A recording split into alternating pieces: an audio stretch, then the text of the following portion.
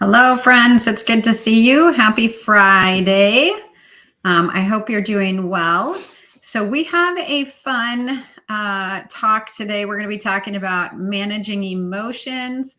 And I think there might be some discernment that'll be wrapped up in here. This is going to be more than a one-part series. I don't know if it's going to be 2 or 3.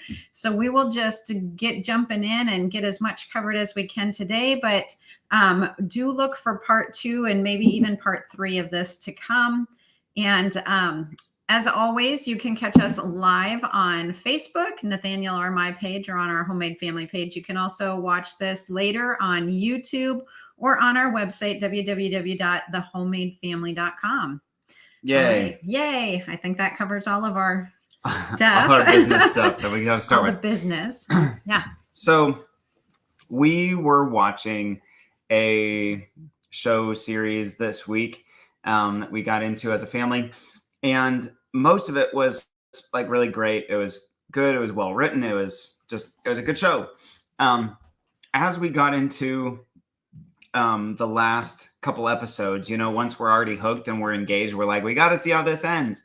Well, it was like the second to last episode.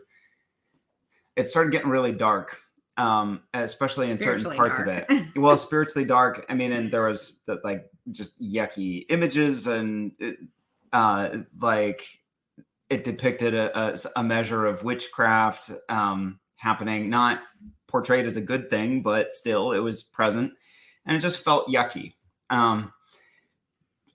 Well, kind of our philosophy on entertainment and raising the kids with this has been like, we don't want them to feel like they are only allowed to ever watch Little House on the Prairie, or other like idyllic, perfect kind of world things, because we don't live in a perfect world. And it's just, we're not trying to shelter our kids. We're trying to teach them how to filter stuff and eat the meat and spit out the bones and that sort of thing. And I think we just didn't realize just how bad this particular show got, based on what it depicted and things like that. And until later, when we basically spent literally the entire night going from one kid to another, mostly with just our youngest, who's still not quite as far on the journey of learning to manage emotions and things like that. Especially fear. Especially I don't know fear. If any other parents have kids out there who have bad dreams or fear in the night. Yeah, and you're exactly. Like, just go back to sleep, please. Yeah. So Amy spent most of the night in his bed. And he spent part of it in ours, but there were a couple of other kids that we were praying over as well to just brush them off and things like that, because we realized that we had actually stumbled into something that was not just yucky, it was demonic and completely unintentional, all of those kinds of things. But all of this led us to this big question, like, and obviously we've been doing this for a long time with all of our kids, but it brought the question forward again. How do we help kids process emotional experiences? And so that's what we're going to talk about today. How do you help your kids manage their emotions, especially in situations like this one where the emotions are demonically driven? How do you learn to recognize healthy emotions versus unhealthy emotions versus spiritual emotions? We won't get to that last one this week, but we'll get there. And lastly, how can you even tell the difference between emotions that are from the Holy Spirit and emotions that are from demons, which, as maybe that sounds like it ought to be obvious, it isn't always all that obvious. And so those are some of the questions we'll get to next week, is the spiritual side of this. But today, we're going to lay a groundwork as best as we can for just regular emotions and how do we process those. Mm-hmm. Great. Let's keep going. All right. I'll just keep going. Sorry. Interrupt me when you want to. I will. Okay, I'm ready. So let's just lay a groundwork for this, okay? Just like make sure we're using common language with each other when we're talking about emotions.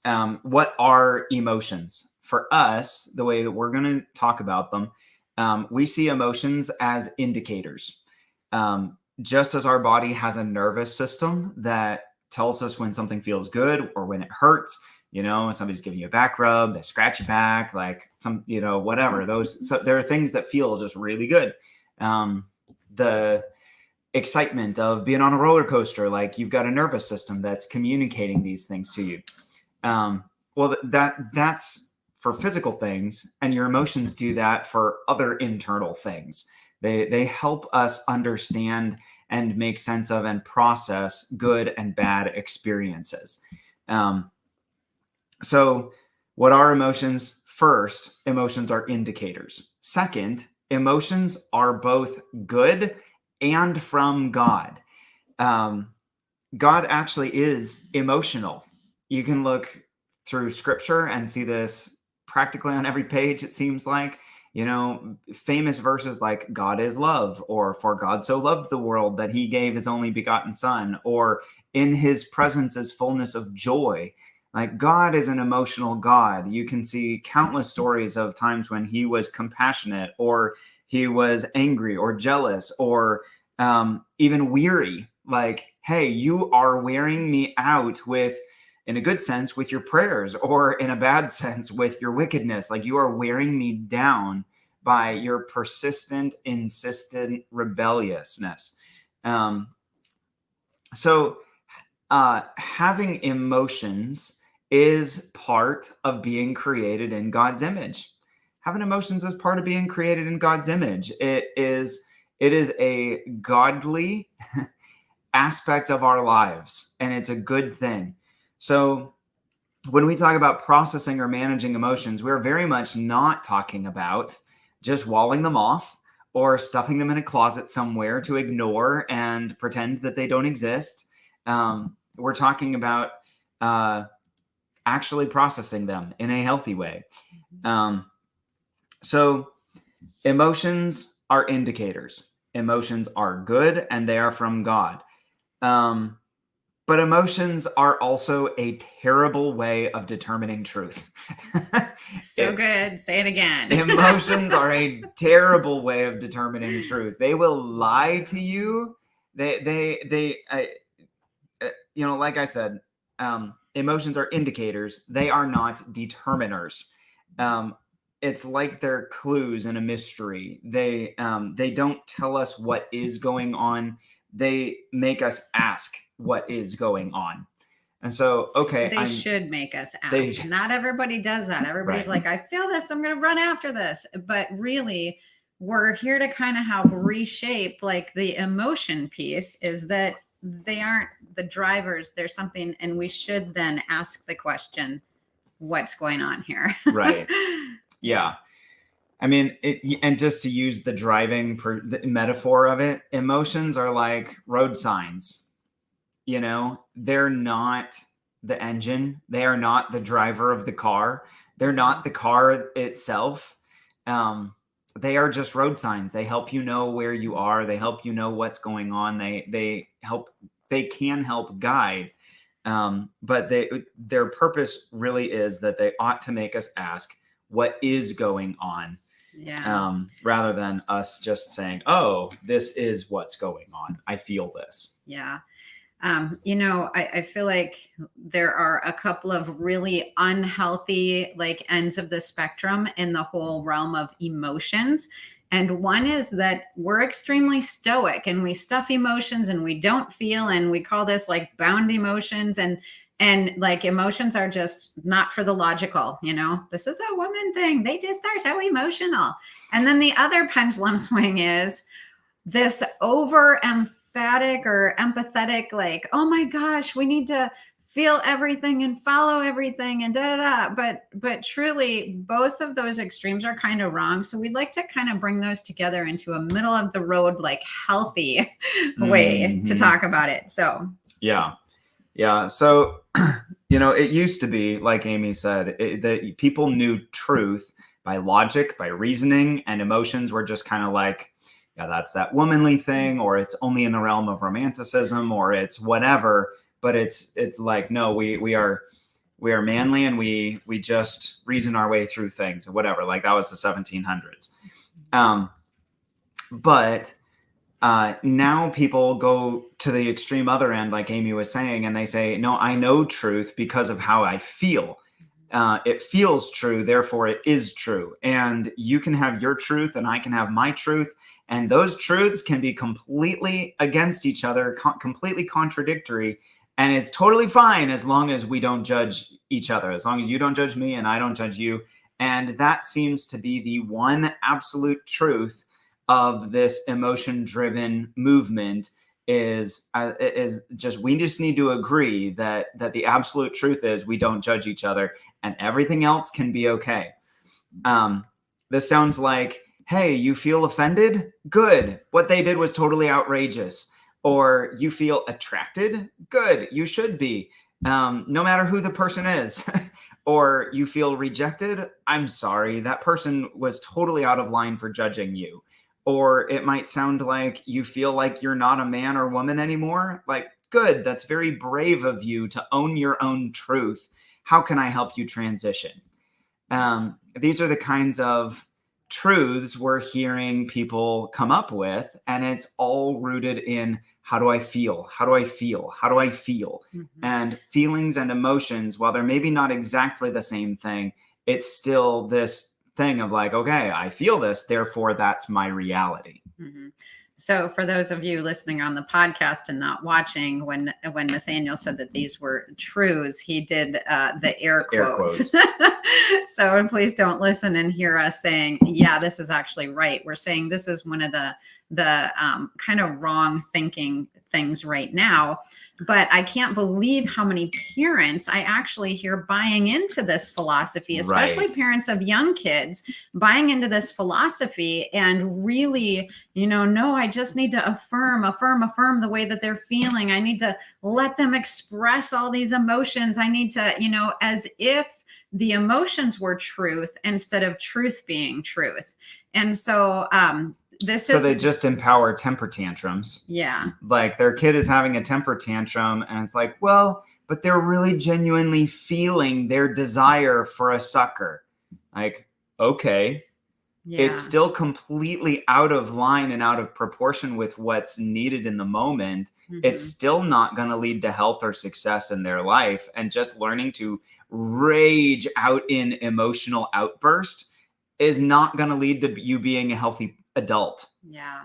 Like, yeah. A lot of feelings, we're going to get to this in a different section, but your kids, all of us go through life having all sorts of things come at us.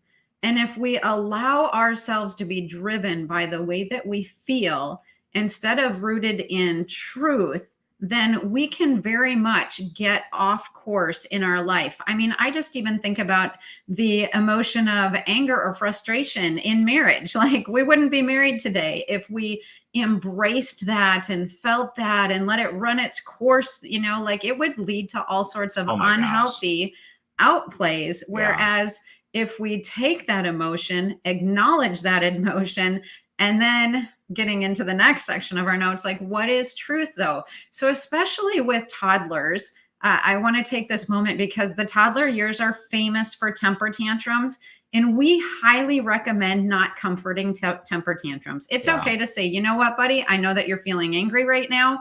However, here's the truth. You're actually okay. And it's not nice to steal somebody's toy because stealing is wrong, or it's not okay to hit people, even though you're feeling this way, because hitting is wrong and that hurts people. So they need to learn to manage that emotion or find that, okay, I feel this, but that's not truth and it's not reality. And so I can't just act off that feeling. I need to involve both the feeling, the truth, both sides of that. And, yeah, so we're going to jump a little bit back into this over here. Yeah. So, right. So basically in this movement, there may be other things that help you find your truth, quote unquote, but basically emotion trumps all. Feelings trump all. And this is not healthy. Healthy does not deny emotions, but healthy doesn't submit to them either. Like, if you are a Christian, Jesus is your Lord, not your emotions. I'm just going to tell you that directly. And if you are parenting your children, that to allow them to submit to their emotions, you are not setting them up for a life of being able to follow Jesus. You need to teach them to follow truth, not their emotions. And that's what we're going to build the foundation for. How do you do that? That's where we're going next. But it really is, to us, we see it as that big of a deal because Jesus is Lord, not our feelings, and they have to bow their knee. So God did create emotions, and we learn to process them and move through them. God created us to be emotional, and emotions are part of what it means to be in God's image. Remember that is a part of our foundation we're building on with this, is emotions are a good thing. So let's actually look to how does God process his emotions. If emotions are part of being in his image, he's going to be our best example for how to process those emotions. So let's look to his example. To start off with, do God's emotions define his truth? No. Like, God's emotions do not define his truth. What does define God's truth? Well, his character, his word. You might be able to go a bit upstream from those things and say his identity, like Jesus said, I am the truth, So ultimately, that is the truth. He is the truth. But his identity is going to be expressed through his character or his actions and through his words, which then, again, go to his character because he's faithful to his words to back him up. Mm-hmm. So if God's truth is defined by his character and his word, but he's still emotional, then how can we process our emotions the way that he does? Well, first of all, we have to measure our emotions against his word. So our emotions can change. Like Amy said, they can change from moment to moment. Just before we went on this podcast, Amy, like earlier in the day, we were putting notes together and Amy's moving the chair to come sit by me and accidentally knocks over a full cup of coffee all over our white carpet in our bedroom. And it was like, oh my gosh. And that one we just laughed at, like, oh, you got to be kidding me. But then just like moments before literally it's like 1:58, 1:57, 1:58. Countdown clock. Here on the desk, Amy gets this whole cup of water and knocks it over with her elbow all over papers and towards our printer. And it's just like, like, there's emotions and they can change very quickly. Like, we're good. We're not good. I'm sure that all of you have been in that place and like, oh my gosh. Like if you were walking on a floor and it could just disappear underneath you, all of a sudden, would you ever walk on that floor? Or if all of a sudden the 2x4s that support your walls could just suddenly turn to jello, would you live in that house? No, you have to have more structure than that. You have to have consistency. You have to have stability. You have to have something you can actually rely on. And emotions are not that. I'm getting all emotional and passionate and talking about this.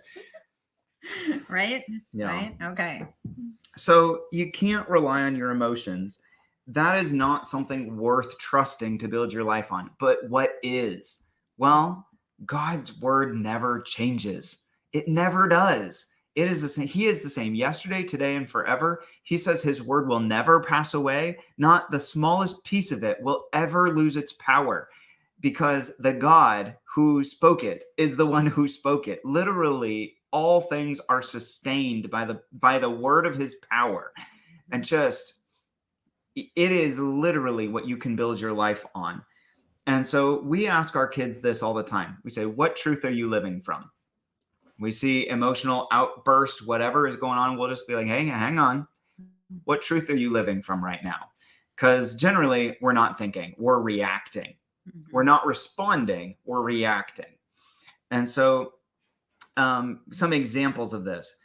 One of our kids feels alone and rejected. And so we'll say, okay, well, what truth are you living from? Are you living from like, is your reality truly you are alone and rejected? Well, No, first of all, we played with you all morning long. Second of all, you had every opportunity to join the game that your siblings are playing, but you just don't like the game and you chose not to participate. You're sad that they didn't bend over backwards and let you manipulate them with your emotions into obeying you and doing whatever you want them to do and being the boss. Like, so let's actually look at this from honesty and responsibility and look at the truth of this. No, you're not alone. You already have things that are that have belonging. Um, um, I was just seeing that Amy was getting a message from somebody on this video as we were having this, and so I was like distracted for a second. Thank you. Julie Diarpa says, "Good teaching on emotions." Yes. Right? Yeah. Right. So, or how about this as a different? This often is another truth that we have in a just perspective on that. Like, so somebody feels alone, abandoned, rejected, whatever. Well, it's actually okay for you to be alone sometimes, which is a truth we've had to teach in a family of 7. Because we are always around people. Never alone. Yeah, like we're never alone. And so we've actually had to teach, it's okay for you to be alone. It's actually good for you to be alone, right? Sometimes. That's healthy, that you are okay being by yourself, just with yourself as company. And so just some of those things, like maybe you're not alone. Maybe it's being solitary. Maybe it's having some quiet space.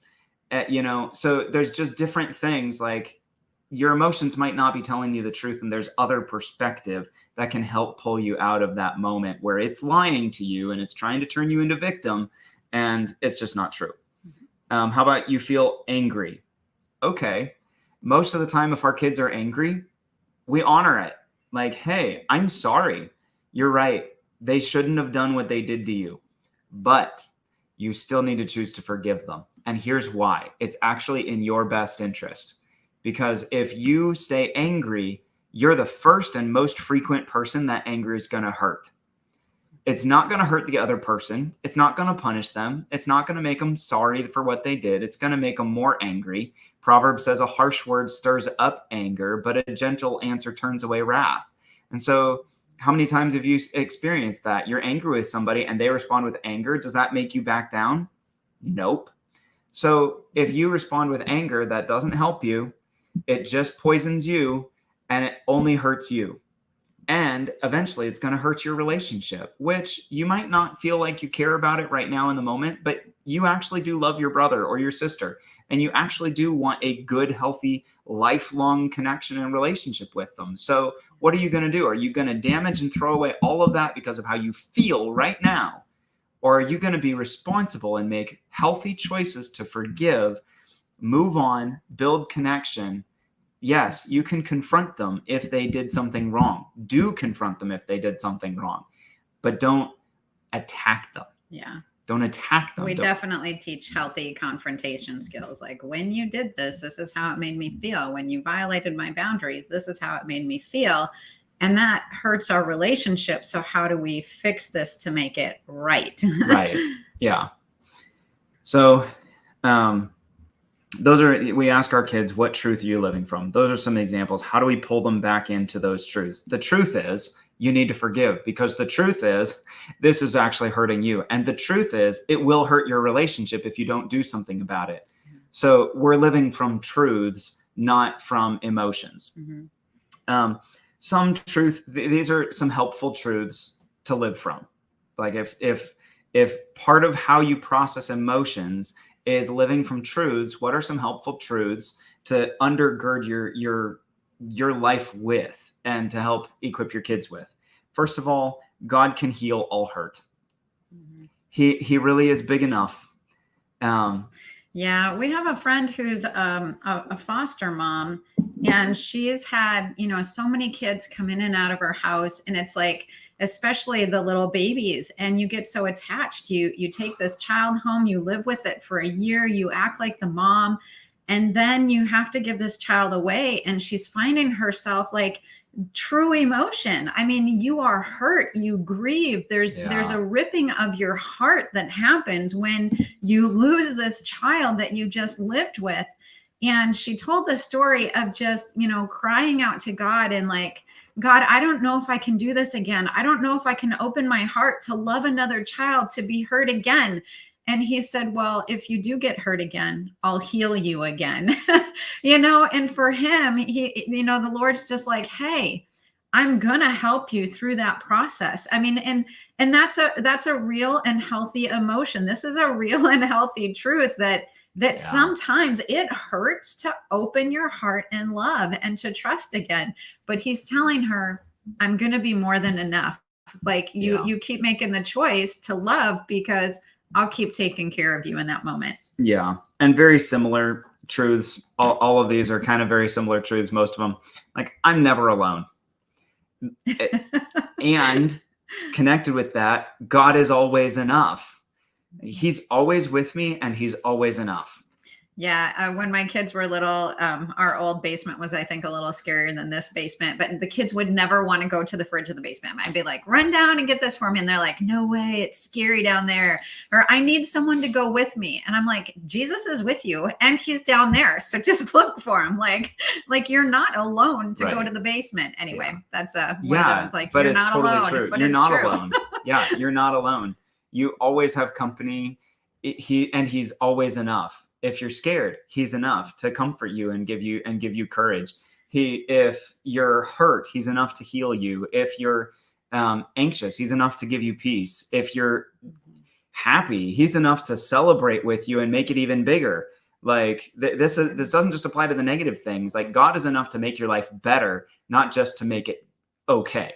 Yeah. Yeah, even just the other night, where we started this conversation was we had watched something that was truly intense, and it was demonic, and there was a lot of fear in the house. I mean, all of us felt it. All of us. Yeah. But we prayed, and then we stand on the truth of that prayer. And then my youngest was still having a lot of fears. And so, yes, we comfort and we do truth. And part of that comfort was I did actually sleep in his bed with him all night that night. But we also then came to scripture and just began to look at like Psalm 91, Psalm 121. My own personal experience, I spent 2 years going on mission trips all over the world. And oftentimes I was a single young woman alone in a foreign nation and sleeping. It was scary. And I literally had Psalm 4:8 written on my bed. I will lay down and sleep in peace, for you alone, O Lord, make me dwell in safety. And I had to truly grip that and keep that as a stronghold and a truth of my life. And I would declare it before I went to bed. And it brought the peace that would let me sleep, knowing that he was the one who kept me in safety. Not my staying awake, not my worry, not my those things. He was the one who made me dwell in safety. Yeah. So that was part of what we equipped my son with. Read those scriptures, put it on the wall by his bed, and he's done great the last couple of nights. So, and we also gave him some things that feel like me. Like, I gave him a blanket that I intentionally slept with for a while, that it would feel like me. So when I'm not in the home, I'm traveling, whatever, I can give that to the kids. Or a bear that I grew up with and I still have.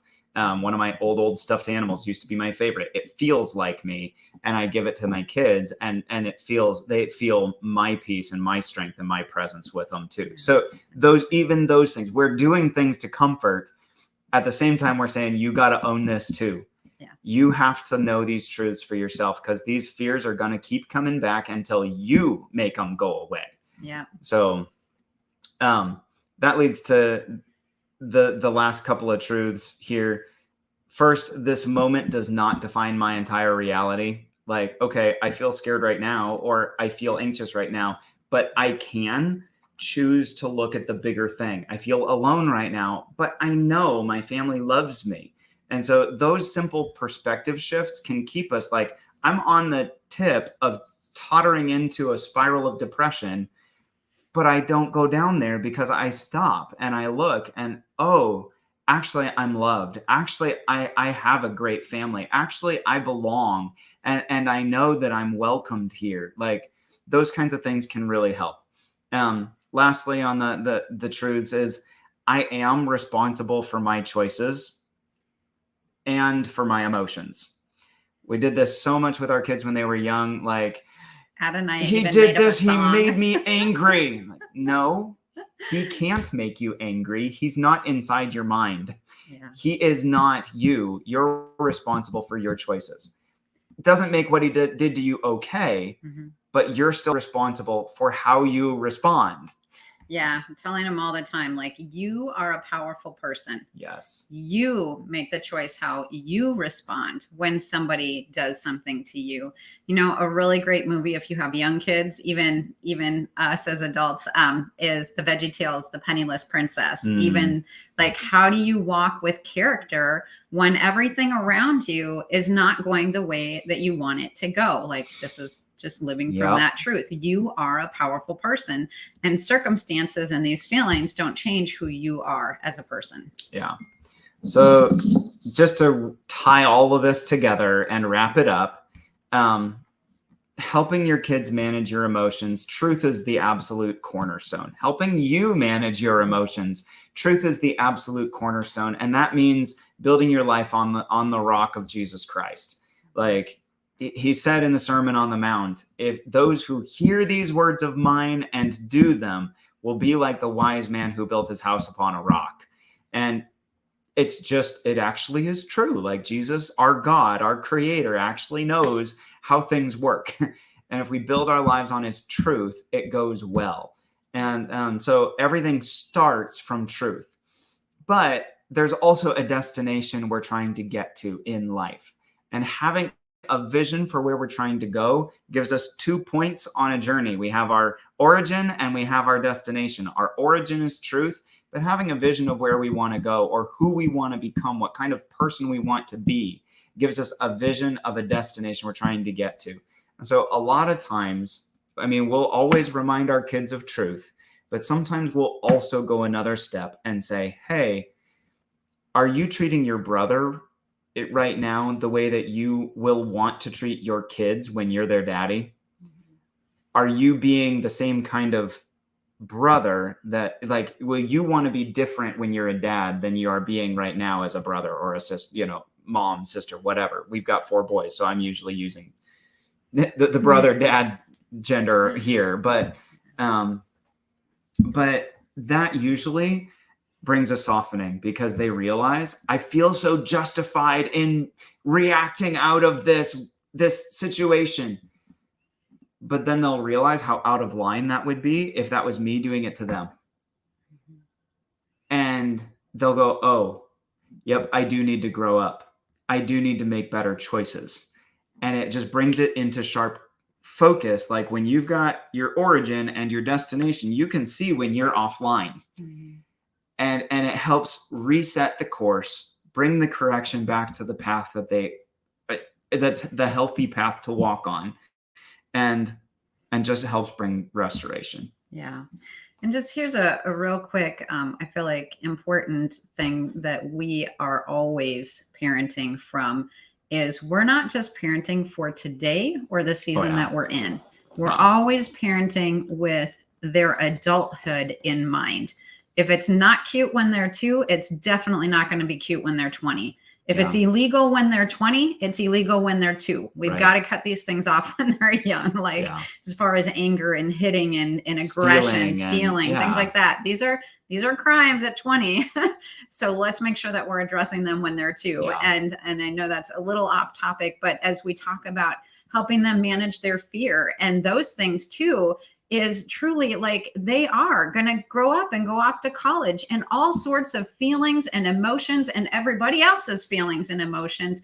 And so they're going to need to know how to manage their inner world so that they aren't overwhelmed or overcome or completely derailed by what is going on around them. And so we have this beautiful opportunity while these kids are in our home to help them. Especially in the 1 to 5 years old. Yeah. Don't lose those years and think, oh, it's cute. Or they'll learn to manage it later in life when they're grown up. No, actually. You are their teacher. It's your job. This is the time right now, right Yes. now today, and especially when they're young, because you have that ability to shape and mold and teach them how to live from truth instead of just living from emotion. And yeah, we're going to get more into this because, today we only talked about God is emotional. He's an emotional God, but actually the devil loves to shoot fiery, passionate darts of emotions at people also. And so we're going to talk about some of those and how do we discern the difference on our next episode. But for today, that's where we're at. If you have questions or comments, go ahead and leave them. Shoot us some messages, and we'll get back with you as soon as we can. But thank you for listening. God bless your week, and we will see you next Friday. Yes. Bless you guys. Bless you.